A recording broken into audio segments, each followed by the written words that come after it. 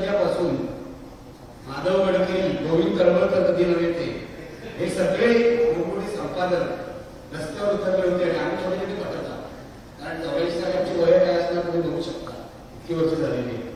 पण तो प्रसंग माझ्या अजून लक्षात आहे की अभूतपूर्व होता आणि हे केवळ मुंबईत झालं नाही, हे अख्ख्या देशात झालं. आणि ते बिहार प्राइज बिल आणि राजीव गांधीच्या काळामध्ये जे काय प्रेसला सरकारी कायदे आले होते ते सगळे मागे घ्यावे. मग सोयीने उल्लेख केला की आज लोक कमी आहे, मला असं वाटतं कमी आहे. आणि हल्ली पत्रकारांच्या अशा कार्यक्रमांना माणसं, विशेषतः पत्रकार खूप कमी असतात, हे वारंवार दिसून आले. मध्यंतरी प्रेस क्लबने कार्यक्रम केला, त्यालाही पत्रकार कमी होते. म्हणजे बरोबर बोलत असतो, प्रेस क्लबला जाणून घ्यायला जास्त पत्रकार इथे कमी येते. कारण आता कसं आहे, पत्रकारांना स्वप्न म्हटले सरकारच्या मदतीने मोठ्या बिल्डिंग बांधायच्या, इकडे तालुके भाग चालवायचे.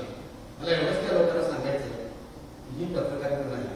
मला दारू प्यायची की आणखी त्या पाहिजे प्या, पण प्रेस क्लबच्या नावाखाली सरकारकडून पैसे घेऊन, त्याचेच सरकारकडून पैसे घेऊन म्हणजे बिल्डिंग बांधणार असाल तर शशिकांत वारशेसारखं बंद करायचा तो अपमान केला. आमचा विरोध आहे त्या गोष्टीला. त्यातील पण ठिकाणी गोष्टीकडून सांगितलं की काय गोष्टीचा दावा होता, त्यामुळे ते जी अपेक्षा आहे तो असं काही करणार नाही. पण अशा गोष्टी होत्या. मुद्दा काय, पत्रकारांकडून अशी आशा घेऊ नका. बहुसंख्य पत्रकार म्हणजे हा एक सुविधा अपवाद, मला खरंच त्याचं कौतुक वाटतं. त्यांनी तरुण वया एनडीटीव्हीची नोंदणी एकूण दिली. तरुण वया म्हणजे केवढे पत्रकार आम्ही तरुण वयात होतो, तसाच तो आज एनडीटीव्ही मध्ये असून सुद्धा बंद पडला. आणि सोयीकर सांगतो हे तुला पत्रकारितेचं देणं नाही, हे तुला आंदोलनाचं देणं आहे. आम्ही सगळे आंदोलनातून घडलेले पत्रकार आहोत. अनेक वेळा तुरुंगात गेलो, लाट्या खाल्ल्या, तूही एक मोठं आंदोलन बघितलंस, इथून तू आलास म्हणून ती जाणीव आहे. आणि म्हणून मला सत्यजित चव्हाण म्हणजे सरकारचा खूप आदर आहे त्यांच्यावर. त्यांनी हे प्रकरण लावून धरलं नसतं, शशिकांत वारिक ते इथपर्यंत आलं नसतं. सतत म्हणजे अविनाश असेल सतत फोन करतो. पत्रकारांच्या डोक्यावर बसणं हे काम तुम्ही केलं, पण मला खूप दुःख होतं जेव्हा मृत्यू झाला शशिकांतचा. म्हणजे खून केला, मृत्यू झाला म्हणजे खूनच केला माणूस. तेव्हा माझं चॅनल नवीन होतं, म्हणजे आणि तेव्हा मी व्हिडिओ केला. बघा काय महाराष्ट्र काय लायकीचा महाराष्ट्र आहे. तेव्हा मी त्याच्यावर व्हिडिओ केला, त्याचा खून झाला काय. त्या व्हिडिओला म्हणजे एरवी माझ्या व्हिडिओला लाख, 1 लाख, 2 लाख, 3 लाख किती व्ह्यूज येतात. त्या व्हिडिओला या नादार महाराष्ट्रातल्या लोकांनी फक्त 12,000 व्ह्यूज दिले. ही गंभीर प्रश्नाविषयीची महाराष्ट्राची आता काय म्हणतात कळकळ. एक पत्रकार मारला जातो, त्या कशा प्रकारचा खून झाला आपण हे बघतोय, इथे काहीच नाही उलट. पण कशा प्रकारे चेसला त्या गाडीने, हे सगळं वर्णन आपण ऐकलेलं आहे. कशा प्रकारे त्याला मारला, तो पंढरी लागतो जेलमध्ये अजून आहे, तुम्ही म्हणताय चांगलं आहे, त्याला भेट देणार नाही मिळाली बरं झालं. पण माझा मुद्दा तुम्हाला असा आहे, शशिकांत वारशे गेला म्हणजे मला कोणतरी म्हटलं की we failed, we absolutely failed. आपण त्याला वाचू शकतो नाही. आपण या देशातल्या या महाराष्ट्रातल्या गावागावातल्या पत्रकारांना वाचवू शकत नाही. म्हणतायत ते मी तुम्हाला अगदी सांगतो, 3 वर्षापूर्वी दिल्लीत गेलो एका कॉन्फरन्ससाठी. मीडिया फोरमची कॉन्फरन्स घेतली होती. एरवी काय होतं, दिल्लीतले पत्रकार इंग्लिश चॅनलमध्ये इंग्रजी बोलणारे एवढेच असतात. त्या कॉन्फरन्सचं वैशिष्ट्य असतं त्याच्यामध्ये ग्रामीण भागात पत्रकार आले. म्हणून झारखंडचा होता, पॅटेशिया मुलीम होती, तिच्या घरावर बॉम्ब टाकला. तिने मायनिंग विषयी इकडच्या स्टोऱ्या केल्या, म्हणून संपादक आहे तिकडे पॅटेशिया मुलीम, तिच्या घरावर बॉम्ब टाकला. कोणी छत्तीसगडचा तरुण पत्रकार आला सुंदर होता तो, ज्याला पोलिसांनी बेड्या करून त्याची दिलं काय. या बातम्या आपल्याकडे येत नाही, कारण या देशातला मेनस्ट्रीम मीडिया हा अत्यंत लाचार आणि नालायक. या देशातला सगळ्यात वाईट पेपर हा टाइम्स ऑफ इंडिया असं माझं म्हणतो. आणि मी इतिहास सांगतो, याचं कारण टाइम्स ऑफ इंडियाने ब्रिटिशांच्या काळात दैनिकाची गुलामी केली. टाइम्स ऑफ इंडिया कधीच स्वातंत्र्य आंदोलनाचे वाचता होता आणि आजही सत्ताधाऱ्यांची भांडवलदारांची गुलामीच करतो. एकटं टाइम्स ऑफ इंडिया नाही, मोठं नाव होतं कारण काय म्हणतात 150 वर्ष 150 जास्त झाले ओल्ड लेडी ऑफ गोरेगावचं कोणी म्हणायची, म्हणून त्यांचं उदाहरण घेतलं. पण इंडियन एक्सप्रेस सुद्धा गोयंकाच्या काळात इंडियन एक्सप्रेस सुद्धा तसा राहिलेला नाही आणि गोयंका जिवंत नाही. इंडियन एक्सप्रेस भाषणं मोठ्या अवॉर्ड देतात काढतात गोयंकाच्या नावाने आणि त्याची भाषणं मोठी करतात ते संपादक मध्ये. पण एका बाजूला दररोज सत्ताधारी पक्षाच्या नेत्यांचे लेख छापत असतात. लोकसत्ता पहिली बाजू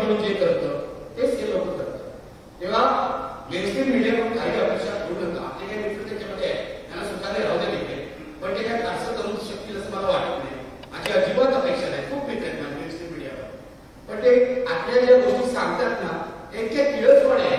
मी तुम्हाला सांगतो सत्यजित, 2014ला आम्ही IBM मधून आम्हाला चालवलं, काढलं म्हणा, राजीनामे घेतले म्हणा, आणि आमचं IBM अंबानीने टेक ओव्हर केलं. 3,000 कोटी रुपये 3,000 कोटी रुपये माझा मिळते तर आम्ही कोण आहोत, आणि आम्हाला काढलं. 10 वर्ष मी एसटी मीडियाचे बाहेर आहे. 10 वर्ष, 7 वर्ष उत्तम चॅनल चालवलं, प्रॉफिटेबल करून दाखवलं. त्याच्यानंतर एक दिवस अंबानीने टेक ओव्हर केलं आणि आम्हाला सगळ्यांना जावं लागलं. आम्हाला अंबानीच्या लोकांनी बोलवून विचारलं की तुमची लाईन काय, आणि आमची काय लाईन आहे जी पूर्वी होती ती आता आहे. राजीवला पण विचारलं, राजीव सदस्य मला पण विचारलं, याच्यापुढे काहीच नाही. मग म्हणाले तुम्हाला राजीनामा द्यावा लागेल. मग मी त्याला म्हटलं बघा, मी जर गडबड कराल ना, अंबानी असो किंवा अंबानी, मला काय फरक पडत नाही, मी कोर्टात जाईन तुमच्या विरुद्ध. मग सकाळी हे कंपाऊंड झाल्यानंतर दिवसाच्या शेवटी मला 2 वर्षाचा पगार त्यांनी आणून दिला. बघा त्यांनी नालायक होता. हा 2 वर्षाचा ऍडव्हान्स पगार काही हे असे मालक आहेत नालायक. मी पत्रकारांना दोष देत नाही, अत्यंत नालायक. अंबानीचा खलनायक आहे देशातला, आगामी खलनायक आहे. आणि जे पत्रकार बड्या पेपरमध्ये नोकऱ्या करतात त्यांच्यावर मला काही राग नाही. पत्रकारांचा रिपोर्टर त्यांना काय अधिकारच नाही. आणि मोदींनी मालकाला सुद्धा देत नाही ना. आमचा दरावर किती लाचारी करतो, रोज कोणत्या अपेक्षाची लाचारी करतो. 3 वेळा काँग्रेसचा खासदार होता. मला आतापर्यंत कोणत्याही राजकीय नेत्यांनी फोन केला नव्हता की तुम्ही ही बातमी टाकू नका, बातमी लावा. तिथे हिंमतच नव्हती, कारण मी अशा नेत्याला शिवाय करतो त्यांना माहिती. पण 2014 मला फोन आला पहिला, तो प्रकाश जावडेकरचा होता. प्रकाश जावडेकर मंत्री होता आणि त्यांनी 2 फ्लॅट घेण्याची भानगड केली मुंबईमध्ये. मोठी बातमी चालली, 2 फ्लॅट घेतली. नंतर एक फ्लॅट त्यांनी सोडला. त्याच्या ऑफिसमध्ये डायरेक्ट फोन ही बातमी चालू करता. मी म्हटलं तुम्हाला लाज नाही वाटत? काँग्रेसवालेही असे फोन करायचे, पण असे हस्ते करायचे ना, किमान तेवढी तरी लवाडी करा ना. तुम्ही डायरेक्ट फोन करा संपादकाला ही बातमी चालू नका. मग दरड्याचा फोन आला की आता सत्ता बदलली आहे, आपल्याला काही विचार द्यायला पाहिजे. तेव्हापासूनच तो लुटायला लागला होता. आता लोटांना धरता विषयाच्या बाहेर. अशी आपले मालक आहेत या महाराष्ट्रातले, आपल्या देशातले. ही सगळी जी युती आहे ती भ्रष्ट राजकारणी, भ्रष्ट कॉर्पोरेट आणि भ्रष्ट संपादक यांची युती आहे.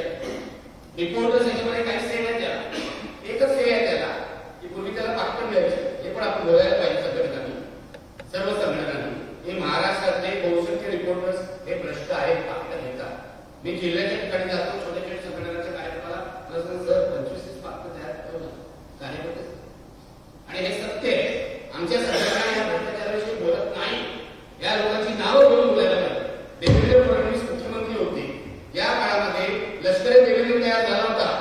कोण बोलतो त्याच्याशी? कोणी बोललं? आणि मी जर बोललो, मी एकदम बोललो तर या पत्रकारांची नावं जाहीर करायला पाहिजे. हे कोणत्या पक्षाकडून कोण पैसे घेतो? भाजपकडून तर घेतात. म्हणजे या सगळ्या दर महिन्यात 1 तारखेला पकडायचे जातात. कशाला शशिकांत मालिकेचा तुम्ही सांगते? शशिकांत मालिकेसाठी मारायचं. पार्टिशियन मुलींच्या घरावर ऑफिसला बॉम्ब फुटला जातो आणि किती पत्रकारांचे जीव गेले तुम्हाला सांगतो. अख्खी राखे मध्ये लेखच केला होता. ग्रामीण भागातल्या पत्रकारांचे मृत्यू येतही नाही कारण ते पूर्णवेळ पत्रकार नसतात. लक्षात घ्या, ते अर्धवेळ पत्रकार असतात, काहीतरी व्यवसाय करत असतात. त्यांना सिंगरशिप आपण देतो आणि त्यांना पैसेच देत नाही. टेलिव्हिजन चॅनलही पैसे देत नाही आणि बाकीचे कोणी देत नाही. तर इतकं एक्सप्लॉयटेशन आहे सर्व. शशिकांत वारिसे त्यांनी शहीद झाला आणि आम्ही त्याला वाचू शकलो नाही. आम्ही कुणालाच वाचू शकलो नाही. मारायचं जाऊन मेला, कारण पोलीस यंत्रणा भ्रष्ट, सरकार भ्रष्ट, सगळे भ्रष्ट. मी या पत्रकार कोण असतील त्यांना सांगतो, तुम्हाला पत्रकारिता करायची असेल तर मरायला तयार राहा. मरायला तयार राहा. मी माझ्या घरी पण सांगून दिले, घरच्यांना पण सांगा की आता आम्हाला पत्रकारिताच करायची. 45 वर्ष झाली मला पत्रकारितेमध्ये, आज 65 वय आहे. मला घरचे लोक आता तुला काय करताय, शांत बसतं, इतकी वर्ष लागतात तुला. मी त्याला सांगतो, ज्या क्षणी मी पत्रकारिता सोडीन किंवा हे बोंब मांडणं सोडीन त्या क्षणी मी संपलो म्हणून समजा. मी जगणार नाही, कारण तो माझा श्वास आहे. माझं म्हणजे पत्रकारांनी लक्षात ठेवायला पाहिजे, तुम्हाला जर सच्ची पत्रकारिता करायची असेल तर मरायला तयार राहा. मी चे गवेराचं वाक्य तुम्हाला एक वाचून दाखवतो. चे गवेरा असं म्हणतो, हम कुछ भी जीते जी नहीं पा सकते, हम कुछ भी जीते जी नहीं पा सकते जब तक हमारे अंदर उसके लिए मर जाने का जुनून. जोपर्यंत आपण आपल्याला जे हवं आहे साध्य करायचे आहे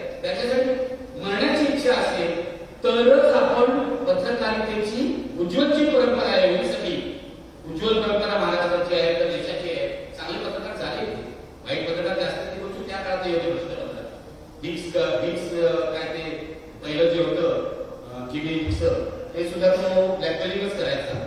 पण राजा राममोहनरायच्या अभियानाने काढलं बेगाव त्याचे आणि पत्रकार केलं ती परंपरा आहे. मला याचं खूप कौतुक वाटतं. काँग्रेस सुद्धा लोकशाही नावाच्या कमर्शियल चॅनलमध्ये त्यांनी फाईट दिलेली आहे गेलं वर्ष. म्हणजे मला खूपच माझ्या संपादकांवर सगळ्यात नजर असते कमलेशला माहिती करून राजू खांडेकर मी काय हे करत नाही. मी राजू खांडेकर फोन करतो आणि त्याला शिवाय देतो त्याला चुकीचं केलं एवढा सगळ्यांचा अधिकार ना आम्हाला एवढं आलं की तुम्ही चुकीची बातमी लावली. मध्ये त्यांनी या मूर्ख सावरकर कोणतो काय सावरकरांचं वाचा रणजित सावरकर त्याची मुलाखत लावली. म्हणजे हा काही इतिहास संशोधक आहे का? मग नाही मला मी बॅलन्स करतो. आता तू जर नाव सुचव मग मी रावसाहेब कर्वेची मुलाखत केली. त्यांनी रावसाहेब कर्वेची मुलाखत घेतली आणि कापून लावलं. त्यांची लायकी नाही पत्रकार म्हणून राहण्याची, संपादक म्हणून राहण्याची. हे लक्षात येईल. नाव मी बोलतो मला काही काय वाटत जो संपादक आपल्या पेपरमध्ये पहिली बाजू म्हणून सत्ताधारी पक्षाची बाजू छापतो त्याला संपादकपदी राहण्याचा अधिकार आहे असं मला वाटत नाही. पहिली बाजू सत्ताधारी असू शकते.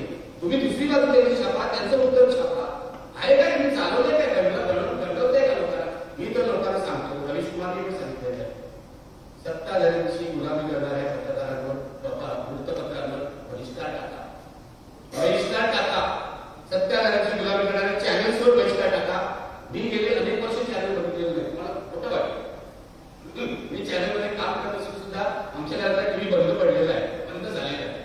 याच्यावर येतं नाही टीव्ही स्क्रीनची जागा मोबाईल स्क्रीन घेतली याच्यावर येतं आणि मला जे पाहिजे ते वायर देतं, आपला मॅक्स महाराष्ट्र देतं, हिंदी जर्नल देतात, न्यूज लॉन्ड्री देतं.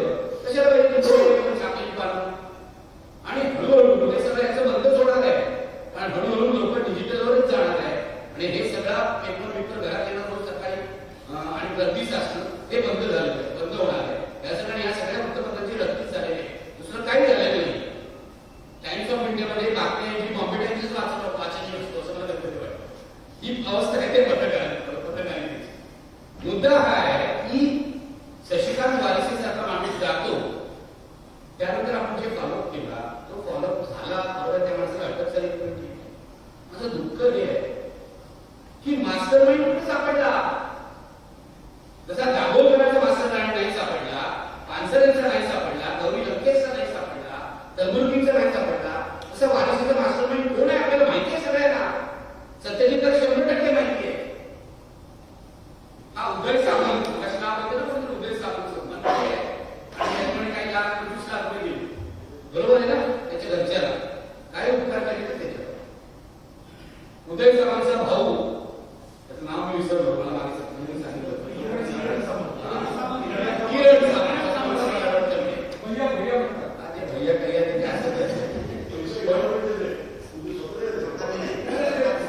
माफिया आहे.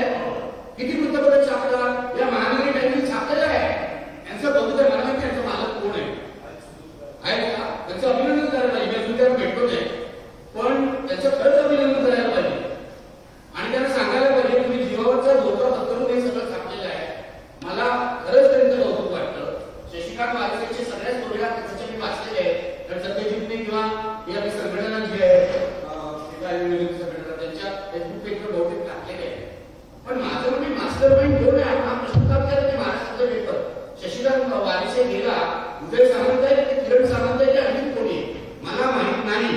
मी मंत्र्यांची नावं पण बोलतो कारण की सगळे गुंडांना पोसणारे मंत्री आहेत. परवा संजय राऊत आपले पत्रकार कोणत्याही पेपरमध्ये पत्रकार घेतली पण त्यांनी जे आरोप केले किंवा विरोधी पक्ष नेत्यांनी वडेट्टीवारने जे आरोप केले त्या पक्षामध्ये गुंडांचा इतका म्हणजे काय गुंड सराईपर्यंत वावरत आहे आणि त्यांना मॉनिटर कोण करतो म्हणजे तुम्हाला. मी काय संजय राऊतशी बोलतो आणि ज्याच्यामध्ये पण सांगितलं व्हिडिओ होते त्यांना एक माजी पोलीस अधिकारी मॉनिटर करतोय. हा माजी पोलीस अधिकारी कोण आहे संजय राऊत विचारला तर ते म्हणाले प्रदीप शर्मा. प्रदीप शर्माचं काय रेप्युटेशन आपल्या सगळ्यांना माहिती आहे. किती त्यांनी पोलिसात असताना नालायकी केलेली आहे. अशाला मुख्यमंत्री सीएमओ मध्ये नेमतो अनधिकृतरित्या तो अजून ऑफिशियल व्हायची नाही आणि हा गुन्ह्यांचं मॉनिटरिंग करतो. सर्रास गुंड इथे येत आहेत भेटायला आणि याला शिंदेला भेटायला मंत्रालयामध्ये सुद्धा आणि आपण मीडिया गप्प आहोत. अजित पवार म्हणजे तो मुलांना भेटतोय पुण्यामध्ये एका म्हणजे तो आधी तो त्याचा मुलगा पार्क मला भेटला आणि पार्कला आम्हाला माझं चुकीचं दिलं आणि स्वतःच जाऊन कार्यक्रम मंडळाला भेटला. यांना निवडणूक जिंकण्याची शाश्वती नाही म्हणून मी आता मुंडे हाताशी धरून निवडणुका जिंकणार आहे. ही निवडणूक महाराष्ट्रात आताची लोकसभा विधानसभा निवडणूक सगळ्यात कट्टरपंथी ही गोष्ट आहे. मग माझं म्हणजे पत्रकार गेले तर आश्चर्य काय म्हणा कधी कोणी म्हणा मी तर मला तयारीच ठेवलेली याला गोळी लागू शकते याला गोळी लागू शकते जो जो खरा बोलायचा प्रयत्न त्याला गोळी लागू शकते. मला तर तयारीच आहे. आणि जर आपण आतापर्यंत सत्याला धरून चाललेलो आहे खरे बातम्या आणि आपण काय करतोय बातम्या अजून आपलं काही नाही. तुला माहिती आहे आपलं काय चाललंय हा विमानकाचं टोकच दाखवतो आपण खालचं तुमचं दाखवतच नाही यांचे व्यवहार. कारण हे जर व्यवहार आपण दाखवले ना दुसऱ्या दिवशी आपला फोन होईल. दुसऱ्या दिवशी तुलाही माहिती आहे मला आयबीएनमध्ये असताना पण या अजित पवारचे व्यवहार सरकारी बंगला बॅकवॉटरमध्ये असलेला स्वतःच्या नावाने कसा करून घेतला तिथे कोणाला ठेवलं ही सगळी बातमी आम्ही दिली. आयबीएन पॉप्युलर झालं ना आयबीएन काय बातमी दिली लोकशाही पॉप्युलर होते बघा. या सगळ्या लोकशाही व्यवस्थेशी लढतंय. त्यांच्यावर बंदी आणली एक महिन्याची त्याच्या आधी मला 3 आठवड्याची होती 3 दिवसाची होती आणि त्यांनी टोटल जाऊन त्याच्यामध्ये स्टे घेतला आणि ते लढले. छोटं चॅनल आहे चॅनल आहे. मी परवा जाऊन त्यांच्या मालकाचं गाडी त्याचं अभिनंदन सुद्धा केलं की हे चांगलं चाललंय आणि तुमची वॉटरशेप मुवमेंट आहे सो फाईट. मला माहिती फाईट आउट करेल मी पण कमलेश करण्याची मला खात्री जोपर्यंत आपण कमलेश म्हणजे तिथे पुढची तोपर्यंत ते वापरायचं. आचार्य जावडेकरांचं मला काय नाही आवडतं. आचार्य जावडेकर असं म्हणायचे की खिशात ठेवायचा संपादकांनी राहिला. संपादकाचा राजीनामा वरच्या खिशात असला पाहिजे. नवशक्तीची संपादक ते आचार्य जावडेकर असलाच पाहिजे. संपादक जर धड नसेल ना तर अख्खी टीम पोहोचली. संपादक जर धड असेल तर अख्खी टीम चांगली राहते. इट डिपेंड्स अपॉन लीडरशिप हे लक्षात. तेव्हा शशिकांत वालिशेला आदरांजली वाहताना आपल्या पत्रकारांमध्ये काय गडबड आहे हे लक्षात घ्या. एस एम देशमुख आणि तुम्ही सगळे चांगलं काम करताय मला माहिती आहे. माझी तुम्हाला प्रत्यक्ष विनंती आहे सरकारकडून पैसे घेऊ नका अधिवेशनासाठी अजिबात घेऊ नका. मी मागच्या वेळेला पण लिहिलं होतं माझे मित्रच आहे नका अधिवेशन आपण करू भाकरी चटणी खाऊ कशाला या सरकारने काय कुठे 5 लाख 10 लाख 50 लाख जनतेचे पैसे पण घेऊ नका. माझं म्हणणे पत्रकारांनी सरकारकडून एक पैसा सुद्धा घेतला नाही पाहिजे तरच तुम्ही काय मान्य करून गेला. आता हे कोणाला पटत नाही. आमच्या वेळेला आम्ही गिफ्ट पण नाही प्रेस कॉन्फरन्सला हेमंत देसाईला विचारा. हेमंत देसाई बिझनेस एडिटर होता. हेमंत देसाई मी आणि जतीन पण असेल तू मिड डे मध्ये होतास. आम्ही गिफ्टही घ्यायचो नाही एक सुद्धा. आता मी तरुण पत्रकारांना म्हणतो की काय गिफ्ट देतात पेन देतात काय कॅलेंडर काय चेक देतात ते घ्या तुम्ही. कारण बहुतेक वेळा कशात जातात नंतर ते घ्या. आपल्याला सरकारकडून लिहा ना. आम्ही मुंबईमध्ये घर घेतलं नाही सरकारकडून. मी घेतलं नाही ते ठरवून घेतलं नाही. याचं कारण मला असं वाटत होतं की सरकारकडून काय आपण फेवर घेतला आपल्याला बोलायचं आपल्याला हे खूप आदर्शवादी असेल कदाचित पण मला जमलं. मला ते जमलं. मला माहिती अनेक पत्रकार बाहेर जाऊन येतात त्यांना मुंबईत घराची गरज असते. माझं म्हणणं घ्या घर घेऊन सरकार विकतो. याचं कारण आपल्यावर उपकार करत नाही सरकार. पत्रकारांना नीट जगता यावं म्हणूनच ती घरं ठेवलेली आहे. कोणतेही सरकार आहे. मी विलासराव एकदा सांगितलं तुम्हाला काय तुम्ही आमच्यावर उपकार करतात. विलासराव अशोक चव्हाण यांनी 300 घर दिलं तुमची ती वडाळ्याची अशोक चव्हाण तेव्हा तुम्ही काय उपकार केला पत्रकारांना काही नाही म्हटलं. हे मुळामध्ये कायद्यामध्ये आहेच पत्रकारांना आणि यांना. माझं फक्त पत्रकारांना एवढंच म्हणणं आहे शशिकांत वालिशेला आपल्याला जर आठवण ठेवायची असेल आणि त्याच्यासाठी पत्रकारिता जर करायची खूप ग्रामीण भागात म्हणून पत्रकारिता करणं फार कठीण आहे. म्हणजे तुम्ही हा कार्यक्रम घेतात मला खूप बरं वाटतं. या सगळ्या नागरिकांची कोणीच आठवण काढली शहरातल्या पत्रकारांची आठवण काढली जाते. मला जर शशिकांत वालिशेला गेल्या वर्षभरात पुरस्कारामध्ये काही मरणोत्तर तरी दिला का कोणी मला आठवत नाही. मी तरी बातमी वाचली. शशिकांत वालिशेच्या बातम्यांचं किंवा लेखाचं पुस्तक कोणी काढलं का मला नाही वाटत कोणी काढलं. शशिकांत वालिशे नावाचा माणूस जर मुंबईत असता आणि तो टेलिव्हिजनवर चमकत असता नक्की निघाला नक्की निघाला. पण मी तुम्हाला आज आश्वासन देतो तुमच्यापैकी कोणी जर हा प्रयत्न करणार असेल तुम्ही किंवा अविनाश कुठे आहे तर आपण एक निदान त्यांनी छापलेल्या लेखांचं बातम्यांचं एक कलेक्शन तर काढूया. प्रकाशन म्हणून छपाईची जबाबदारी किंवा बाकी सगळ्या जबाबदारी आहे. कुठून पैसे आणायचे काय करायचे ते घालायचे ते माझ्यावर सोडा तुम्ही. कोणत्याही चोरा करून गुंडाकडून पैसे आणणार नाही नक्की सांगतो.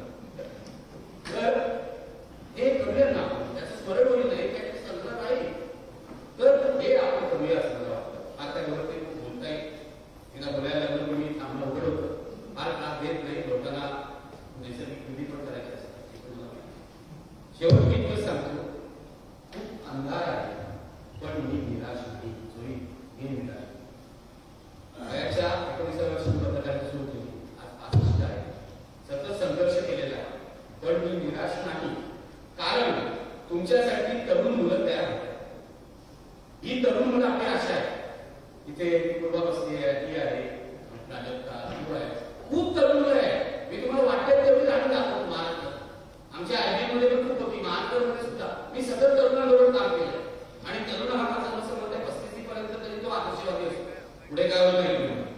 IAS ऑफिसरचं बघा, IPS ऑफिसरचं बघा, 35 ते 40 ते बरोबर असतं, 40 पर्यंत ते आदर्शवादी असतात, नंतर मग एस्टॅब्लिश व्हायला.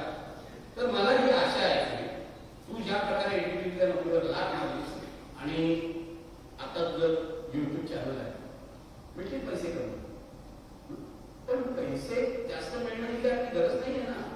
आपल्याला एक रोग आहे, त्याचं नाव विवेकबुद्धी आहे, हे लक्षात घ्या. हे विवेकबुद्धी नावाचा रोग आपल्याला नसताना तर आपण कधीच पुढे गेलो असतो, श्रीमंत झालो असतो.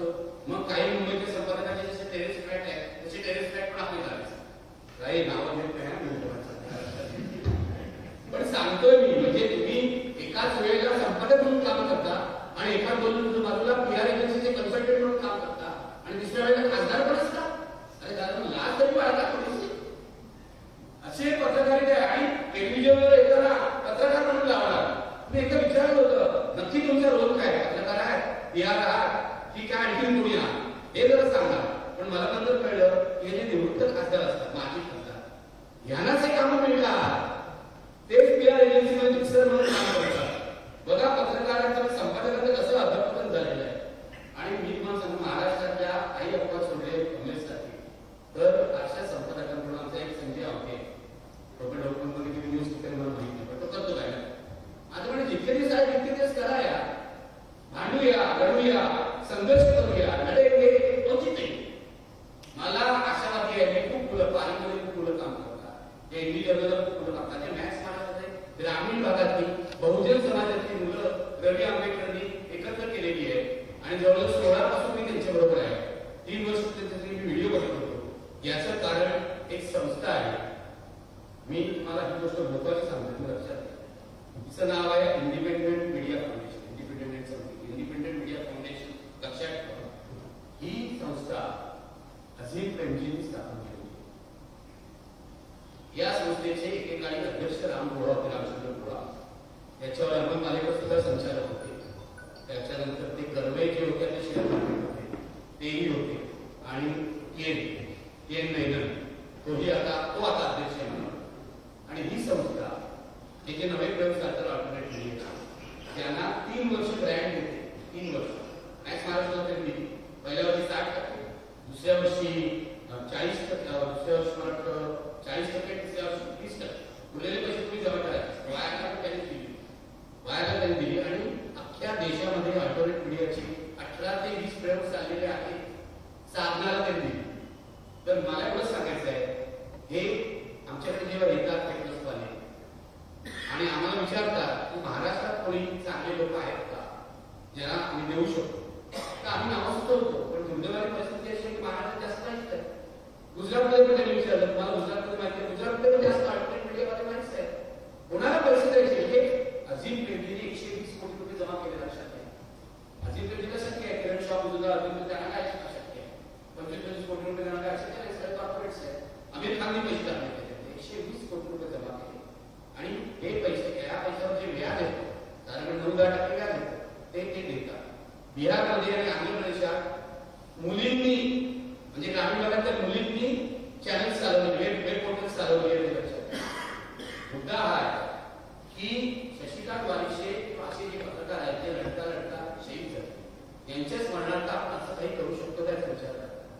मी महाराष्ट्रात एकदम राजकारणाने सांगितलं, तर राजकारणाचा उपयोग असतो. ते 100 कोटी रुपये जास्त नाही, इलेक्शनमध्ये तुम्ही घालता. तर असं काहीतरी आपण करूया त्याच्यातून महाराष्ट्रातले चांगले पत्रकार जे आहेत त्यांना मदत मिळेल, आर्थिक मदत मिळेल. 3 वर्षांनी ते सेल्फ सस्टेनिंग होतील. असं काहीतरी करू, कुणीही करायला तयार नाही. ते अजित प्रेमजी देशाच्या पातळीवर करू शकतात, ते महाराष्ट्रामध्ये होऊ शकत नाही, तेव्हा आपल्याला विश्वास नाही. एकेकाळी महाराष्ट्र कार्यकर्त्यांचं भूगोळ आहे असं गांधीजी म्हणाले. आता काय झालंय महाराष्ट्राला आपल्याला कळत नाही. सत्यजी तुझ्यासाठी कार्यकर्ते अपवादात होता. आणि मला हे सगळं तुमचं वासू सोडगावकर जेव्हा मी पाहतो, मी तुला वारंवार सांगते, मला एन्रॉन आठवतं. मला एन्रॉनची तुला आम्ही जगलोय ते एन्रॉन. 90 सालापासून जे एन्रॉनचं झालं, एन्रॉन गेलं की यामध्ये आपलं शेअर काही नाही. एन्रॉन गेलं की अमेरिकेची कंपनी पुढारी म्हणून गेलेलं आहे. पण जो तिथे लढा झाला लोकांचा आणि लोकांना जे खरेदी करण्यात आलं, मी तुम्हाला हे सावधगिरीचा इशारा देतो की एन्रॉनचे जे एजंट होते, एन्रॉनचे जे फिक्सर्स होते, ते आता तुमच्या आंदोलनात अनुकूलता दाखवत आहे ते जरा सावध राहावं. त्या काळात एनरॉनचे जे फिक्सर्स होते, कम्युनिकेशन डायरेक्टर होते, आणि राजकारण्याला पण विकत घेतलं, एनजीओला पण पैसे दिले आणि पत्रकारांना पण विकत घेतलं. नावं मी घेत नाही कारण मी काय बोलतोय ते सत्तेला कळते. तर हे सोडणार आहे असं मला वाटतं. मला ही भीती वाटते. एनरॉनची पुनर्वसन ठेवणार, वाचू स्वच्छता एक एक माणूस फोडणार, पैसे देऊन फोडणार, माणसाला पैशाची गरज असते. हे होणार ही मला भीती वाटते. एनरॉनची पुनर्वसन होणार भीती वाटते. जर तुम्ही सावध राहा ती व्हावी असं मला वाटतं. हा जो प्रोजेक्ट आहे रिफायनरीचा तो तिथून बाहेर गेला पाहिजे असं मला वाटतं. आणि एक पत्रकार म्हणून तुम्हाला सांगतो, पहिल्यापासून मी तुमच्या बरोबर पत्रकारांनी बाजू घेऊ नये वगैरे असल्यावर माझा विश्वास नाही. पत्रकारिता तटस्थ कधीच नसते. हे जे पत्रकारितेच्या वर्गात शिकवतात तिथे कुठे, त्यांना एकदा मी नाशिकला ते आमच्या आहेत त्या कॉलेज एसपी कॉलेजमध्ये तिथे मराठी कुमार बोलवलं. तर त्या असं मला म्हणाल्या, सर आम्ही वर्षभर शिकवतो तेव्हा तुम्ही पाणी होतो तिथं एका भाषणामध्ये. त्याच्या वेळेस पत्रकारिता तटस्थ असते असं वर्गात शिकवतात. वेळे पण आहे पत्रकारिता तटस्थ असताच कामा नये. पत्रकारांनी अन्यायग्रस्ताचीच बाजू घेतली पाहिजे. पत्रकारांनी दुबळ्याचीच बाजू घेतली पाहिजे. पत्रकार एखाद्या मुस्लिम मुलीवर अत्याचार होतोय आणि पत्रकार तटस्थ अमनपूर नावाचे एक पत्रकार आहे, किशन अमनपूर, मला माहिती असेल. तिने मागे लिहिलं होतं आणि ते व्हिडिओ बनवला आहे. त्यामध्ये एक छोटंसं उदाहरण ते सांगतो. पाऊस पडतो काय, खिडकीमध्ये 2 माणसं बसलेली म्हणतो पाऊस पडतो बरोबर नाही पाऊस पडतो.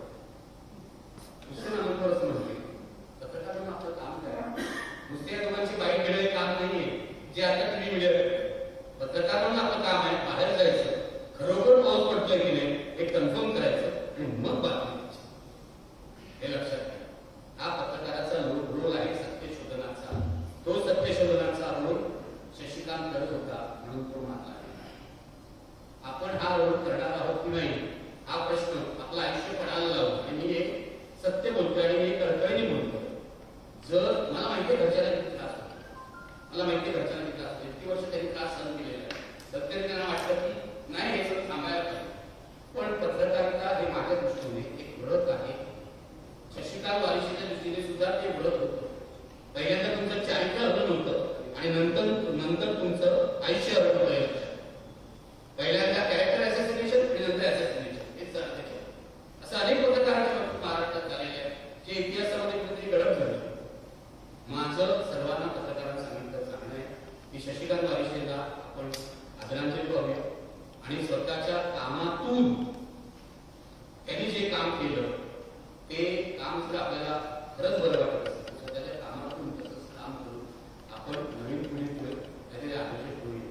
शेवटी पुन्हा एकदा जे व्यवस्थेविरोधी पत्रकारिता करतायत त्या तरुण मुलांना माझा सलाम. याचं कारण मी असं मानतो जसं भगतसिंग आम्हाला प्रेरणा देतो किंवा आंबेडकर आम्हाला प्रेरणा देतात किंवा गांधी आम्हाला प्रेरणा देतात, तशीच प्रेरणा ही तरुण मुलं सुद्धा आपल्याला देतात. माझ्या संपूर्ण आयुष्यात जेव्हा जेव्हा निराशा आहे तेव्हा चांगलं काम करणाऱ्या तरुण मुलांनी मला त्या निराशेतून बाहेर काढलेलं आहे आणि प्रेरणा दिलेली आहे. तेव्हा ही प्रेरणादायी तरुण मुलं महाराष्ट्रात खूप काम करतात. त्यांच्या सोबत त्यांच्या पाठीशी उभं राहूया आणि तीच शशिकांतला खरी आदरांजली देतो. थँक्यू. धन्यवाद.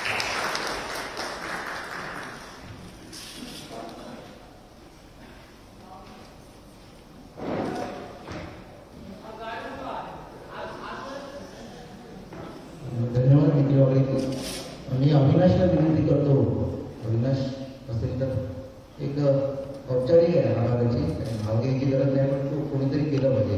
आपण या अविनाश.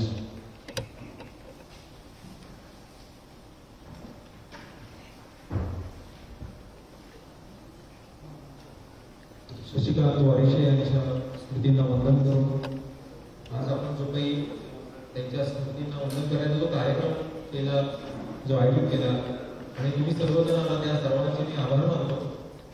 त्यासाठी सर्वप्रथम मी नरेंद्र वाबळे साहेब त्यांचे आभार मानतो कारण की त्यांनी हा हॉल आपल्याला उपलब्ध करून दिला आणि त्याबरोबर आपल्याला चहा आणि चहा पाण्याची सोयी ही त्याबद्दल केली होती.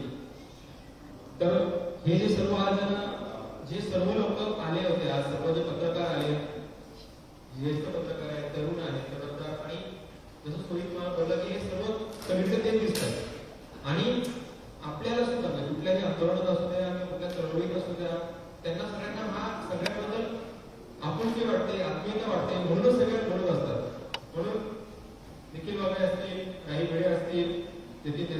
म्हणजे सगळे लोक हे एका कॉलवरती आलेले आहेत. त्यांनी अजिबात दुसरा काही आढावा घेता त्यांनी तयार झाले होते.